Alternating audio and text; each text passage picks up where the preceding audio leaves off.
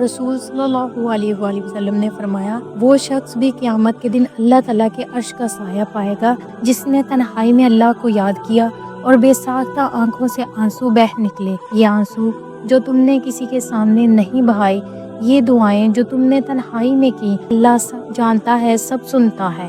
جب تمہارا دل ٹوٹا، جب تم نے سجدے میں سر رکھا، جب صرف اللہ کے سامنے روئے، تو وہ لمحہ تمہیں عرش کا سایہ دلا سکتا ہے۔ دنیا کے ہجوم میں اکیلے ہو جانا برا نہیں، اللہ سے جڑے رہنا نصیب کی بات ہے، کیونکہ تنہائی میں بہنے والا آنسو انسان کا مقدر بدل دیتا ہے۔